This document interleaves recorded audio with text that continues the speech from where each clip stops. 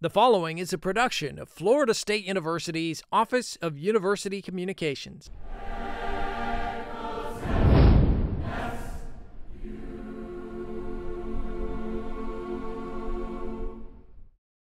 Coming up on FSU Headlines, missing oil mystery. 5 years after the Gulf oil spill, a Florida State researcher cracks the case. Learning with the stars. Florida State University's annual arts festival brings the masters to the classroom. And the Bojo and Ojo show. We'll find out how basketball built an international friendship. Stay tuned for these stories and much, much more. FSU Headlines starts now.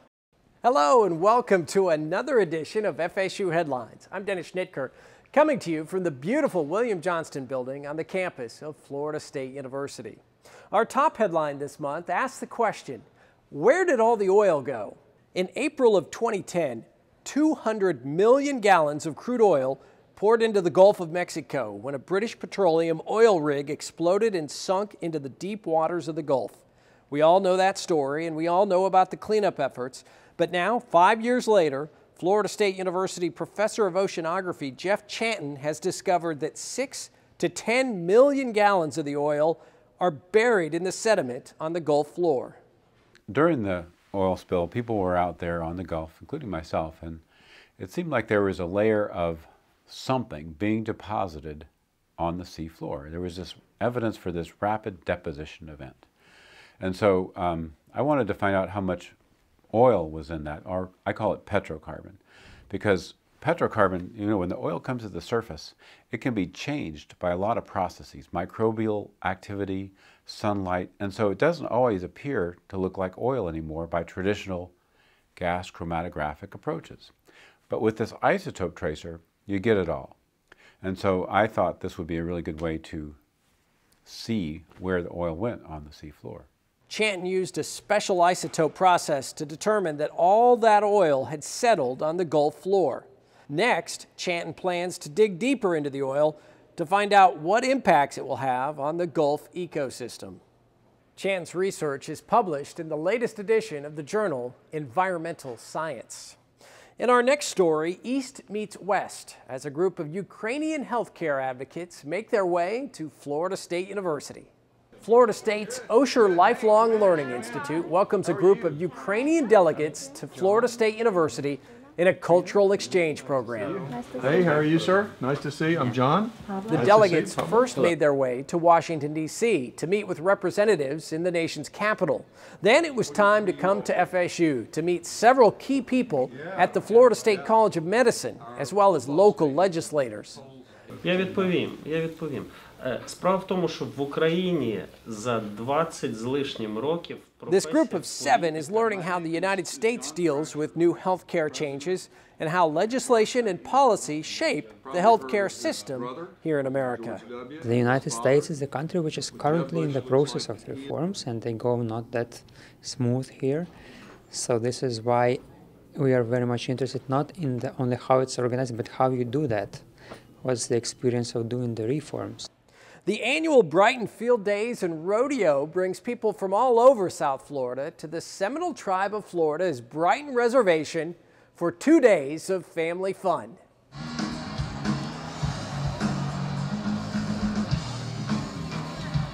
Well, today is our second day of our Brighton Field Day Festival, our 77th annual festival. It's one of the oldest Native American festivals throughout the United States. As you can see, there's a good crowd all over the place, and they're just having a good time. You know, man, Seminole alligator wrestling. We have a lot of Native American dancing. Seminole food. And in combination with our big PRCA rodeo. We're just demonstrating traditional cooking. We do this every year just to show people how we usually cook. We make use of pretty much any fish. We're just roasting it, and the shell acts as an oven and cooks everything from the inside out. So you do not want to grab them by the side. There's so many things going on. It's just hard to pinpoint one thing exactly that's a big hit around here. FSU fans attend this event. They're able to see more of the Seminole culture and learn more about the name that Florida State uses. So I think it's very important to both sides to continue that relationship. We're probably the only tribe out there that has a strong relationship with the University of Florida State. That it's an opportunity for us to invite them down, whether like today we have a couple of football players, and I also got the president of Florida State University, President Thrasher. So, it's always good to show that, showcase that relationship that we do have.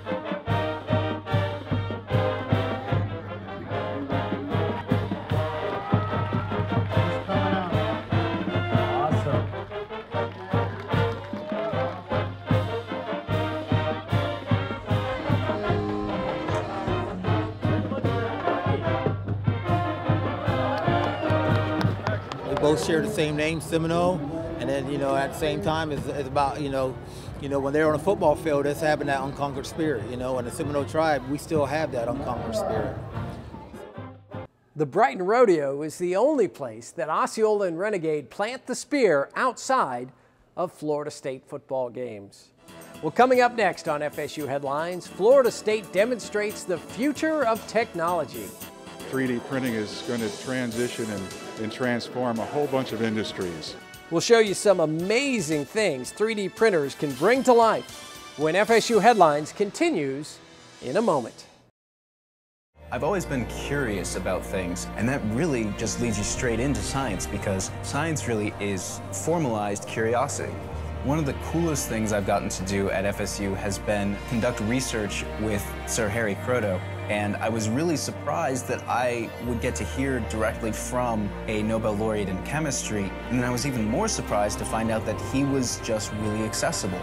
Being here at FSU has helped me be the best student that I can be.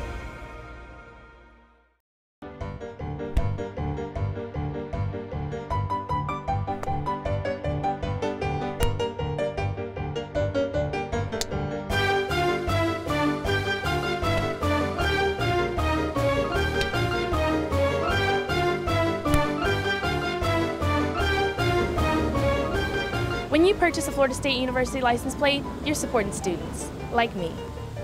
Tag, you're in.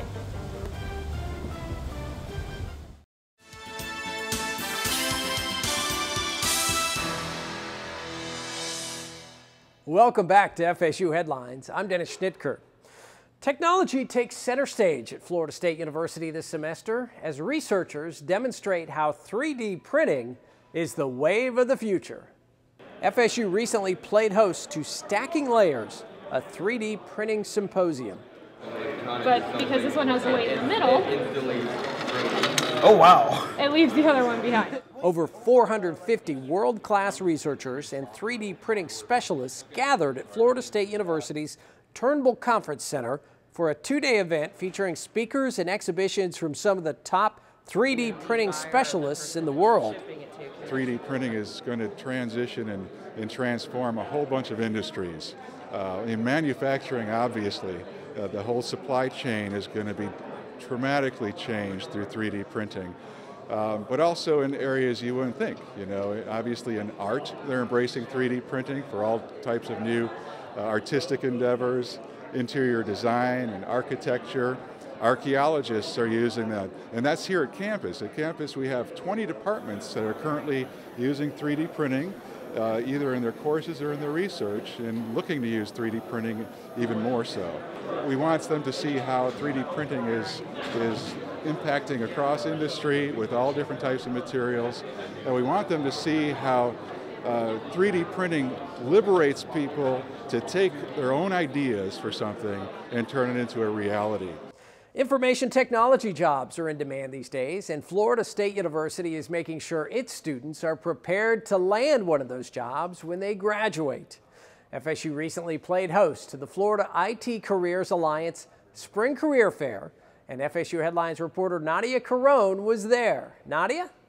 Dennis, the Florida IT Career Alliance brought the employers to Florida State so these FSU students can explore all their options.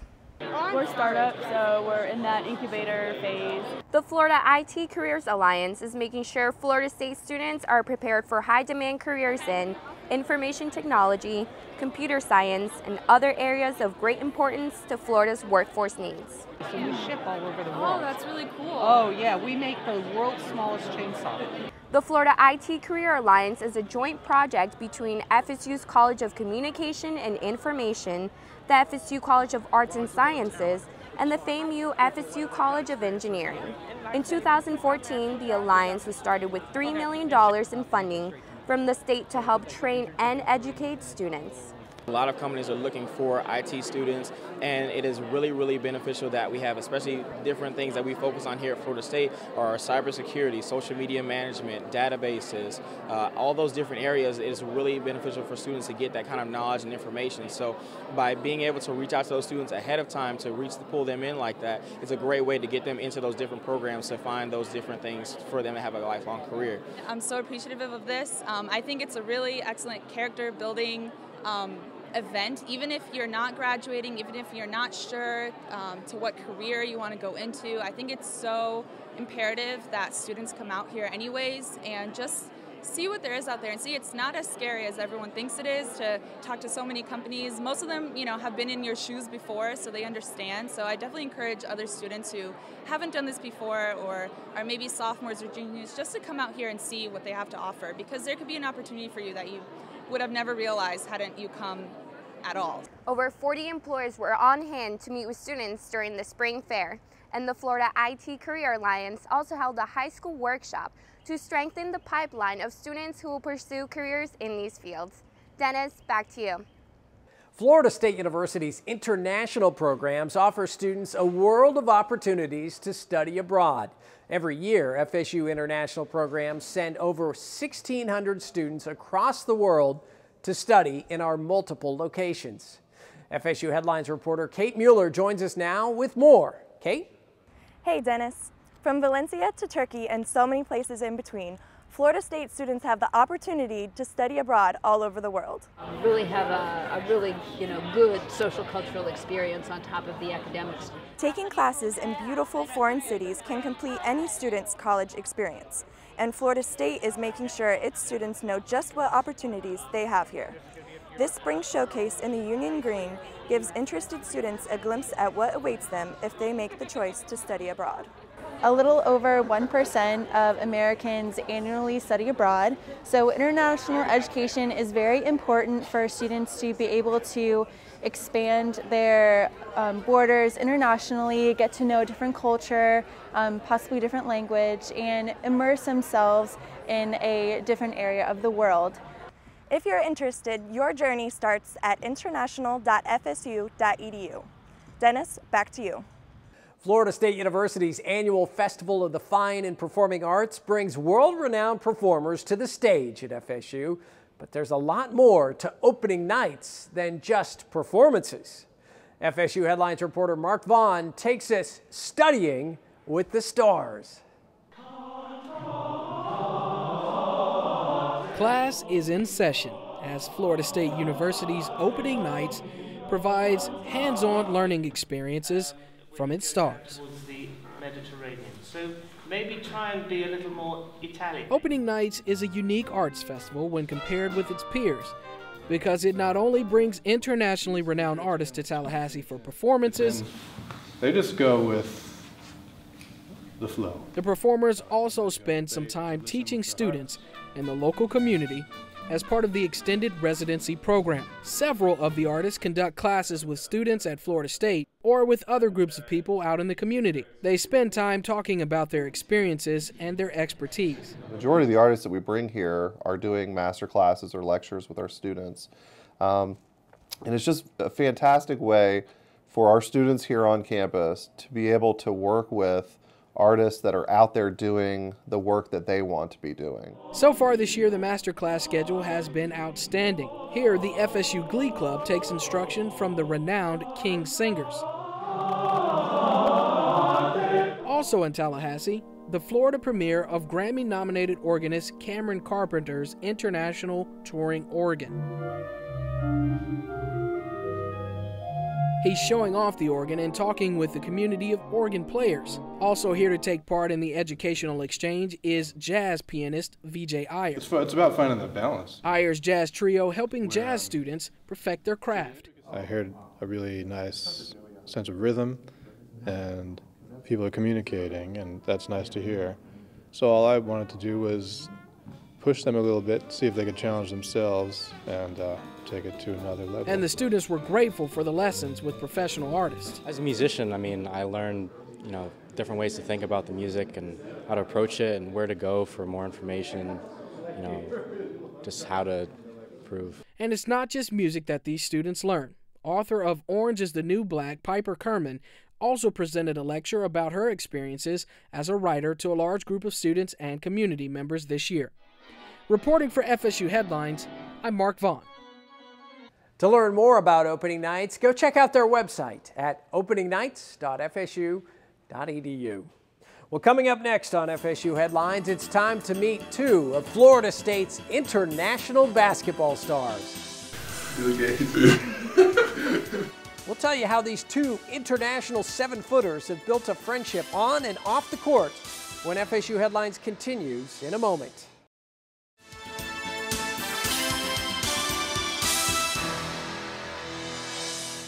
Welcome back to FSU Headlines. I'm Dennis Schnitker. Florida State University is home to more than 1,700 international students. Two of those international students stand out on the basketball court and on campus too. FSU Headlines reporter Molly Reed sat down with two of those Seminole basketball players to talk about how Florida State brought them together and built a unique friendship. Florida State University is home to a very diverse student body, with students coming from all over the country and the world. But there's no doubt that two of Florida State's international students stand out in the classroom and on the court. Bill Gates. Michael Lojo and Boris Bojanovsky are two of Florida State's standout student athletes. While they're representing the Seminoles on the court here in the States, their families and friends are watching from halfway across the world. And that's because both of these student athletes traveled over 5,000 miles to play the sport that they love. I'm from Lagos, Nigeria. It's on the southwest of the country, when you're looking at the map. Very populated, densely populated area, about 8 million people or 9 million people in Lagos. And my mom is from a very small town, not far from Lagos too as well. I mean, if somebody asks me from here where I'm from, like what city, I say Bratislava, there's a capital city, but I actually don't live there. I live like 30 minutes away from it. I'm actually from a little village. There are like about 2,000 people. These 7-footers weren't always involved in the game of basketball. In fact, both of them grew up playing soccer. I would say about 4 years ago now, that's when I started playing focused basketball. He said I was playing soccer too when I was little. It's big in Europe, I mean. Basketball is an international game, but the experience, the guys say, is much different here than at home. I mean, the fundamentals, the skills, the rules might be a little different. Yeah.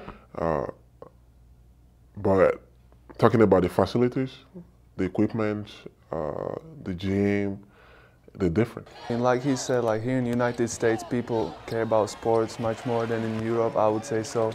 So the facilities and everything is on a whole different level.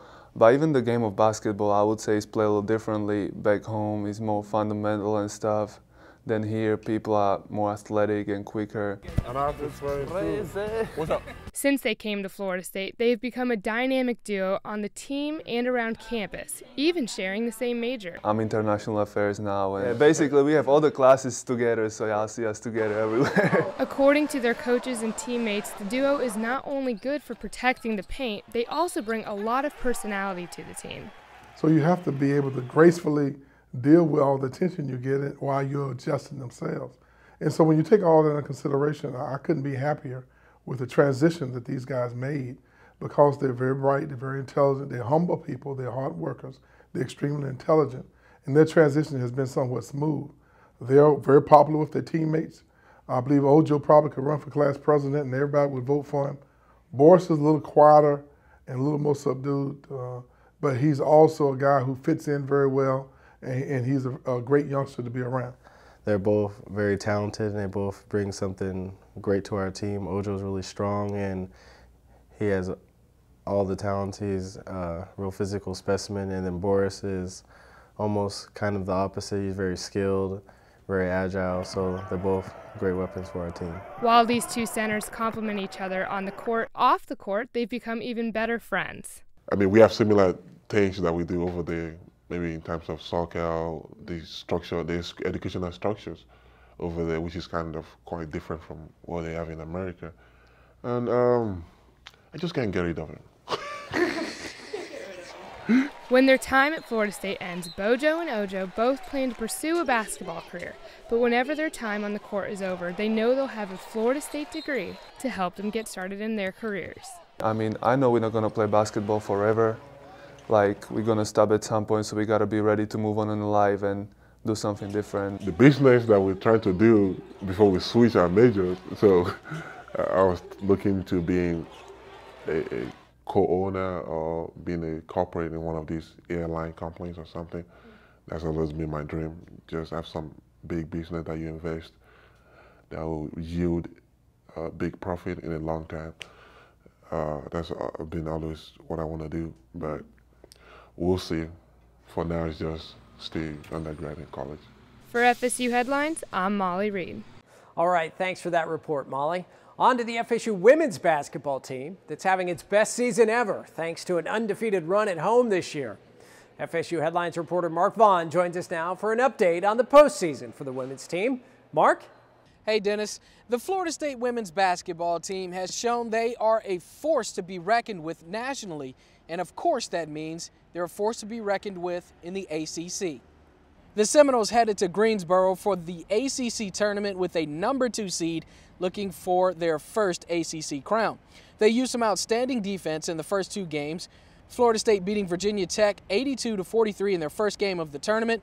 In her first career ACC tournament game, freshman forward Shakayla Thomas recording 17 points on 8 of 10 shooting. The Noles followed up that game with another brilliant performance, this time against Louisville. They won the semifinal game 66-51 to reach the ACC tournament title game for the first time in program history.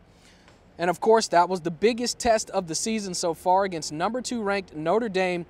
A strong first half for the Fighting Irish propelled them to a second consecutive ACC tournament title. The Seminoles trailing Notre Dame 38-25 in what was a rare halftime deficit, as inside looks were hard to come by and Notre Dame's defense was packing the paint. FSU was only able to muster 20 points inside the paint while the Irish generated 50 on the block. It was just the fourth loss for the Seminoles on the season, and of course no shame in losing that one.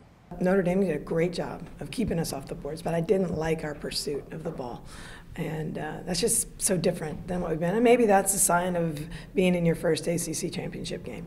And hopefully we've learned a lesson, and now we have experience, and experience is a good teacher. Moving things over to the baseball diamond, and it's already time to enjoy America's pastime, some good old-fashioned Seminoles baseball. Florida State men's baseball team having to replace some key players, pretty much half the team from a year ago, but off to a solid start on the young season. After a couple of losses in a series with ranked Georgia from the SEC, the Noles reeled off a 9-game win streak through their first ACC series, which they swept Boston College. Look for this team to use power hitting and great defense to propel them this season. And of course, with the new flatter seam baseball, the long ball has returned for this team. The Noles already well ahead of their 2010 home run pace that saw the team hit 86 home runs on the season. For more on Seminole athletics, you can always visit Seminoles.com. That's going to do it from the Civic Center. Dennis, we'll send it back to you. All right, thank you, Mark, for that report. Florida State University's largest student-run philanthropy marked its 20th anniversary this year and reached a milestone in the process. Dance Marathon at Florida State University is an annual 40-hour event where more than 1,800 Florida State students stay awake and on their feet to raise money and awareness for the local Children's Miracle Network Hospital and the FSU College of Medicine. This year, for the first time, FSU students raised over $1 million, and it was all for the kids.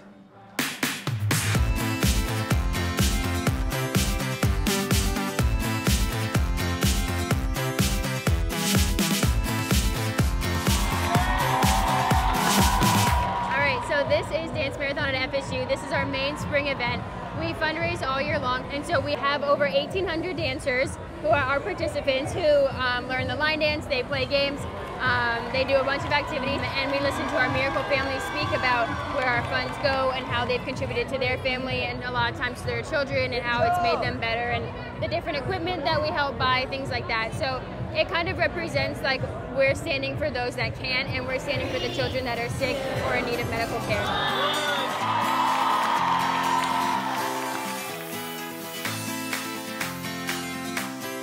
Every hour on the hour, you'll hear the same siren go off and everyone runs to the dance floor and we all do that dance together in unison.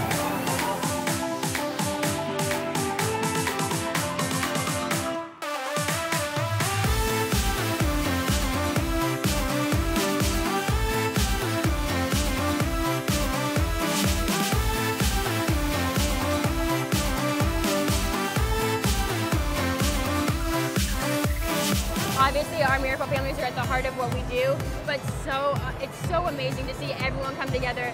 Over the weekend, we probably engaged, 2,000 to 3,000 people, and to see them come together for this cause, it's just like, it amazes me every single day. And, I've gotten to stand on that stage and do that line dance, and to see them all do the dance with us and to celebrate with us is just incredible.